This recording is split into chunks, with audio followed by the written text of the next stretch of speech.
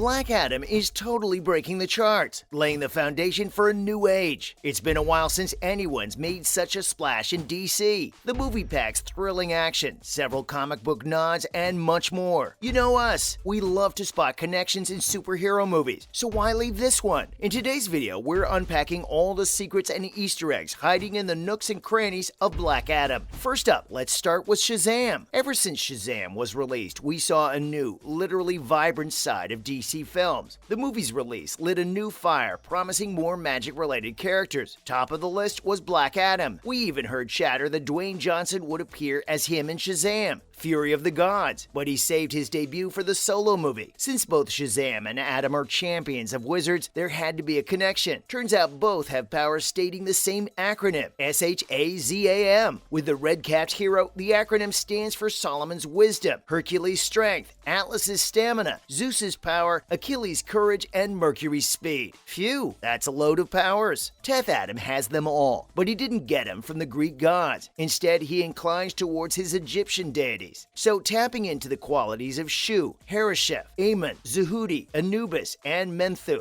Does that mean they're equally powerful? You could say that. But don't forget, Billy's a child, and Teth Adam is a centuries-old vengeful father. Know this, hell hath no fury like a parent scorned. So the anger makes him far more lethal than Shazam. Up next, a comic book fan's lair. We're already obsessed with superheroes, and if we actually get them, imagine the craze. Heck, we do that to actors playing them too. Black Adam shows us a world where superheroes enjoy a pretty comfortable celebrity status. Eamon Thomas was their hardcore fan, just like Freddy in Shazam. When we got a quick peek at his bedroom, it was everything a superhero lover would dream of. The room was full of posters showcasing the popular metahumans. We spied our little eyes on Batman, Aquaman, The Flash, and Superman. Adam even accidentally burned a hole in his future enemy, Superman's poster. Ooh, their battle would be legendary. And not just posters, toys, merch, comics, you name it. Eamon was the proud owner of it. Frequent comic visitors may have also recognized another curious connection too. The books are from the DC Rebirth era. Hear this. This rebooted universe has plenty of thrilling lines up for the taking. The inclusion could be a tease by DC. Great going, guys. Moving on, Sharuda is one curious name. You gotta agree. Adam had a tragic past. But did you know they changed the story from the comics? In the pages, he was the ruler of Kahndaq, but now they have tweaked his past, making him a slave. It did make his history darker. But here's the issue. If you're a ruler, naming the capital after your wife makes sense. So the country's capital was Sharuda, Adam's better half. Now that he used to be enslaved, the city's name should be changed, right? They didn't do it. They've kept the same name for the spouse and the capital. It may be a little plot hole, but hey, we can look past this one. Also, Odelia Halevi has played Sharuda super well, despite her short screen time. And not to forget, the makers have done a remarkable job in creating a comic-accurate Sharuda. The city, folks. It's decked with its famous, towering statues taken right from the pages. This detail sure makes the minor hiccup easy to forget.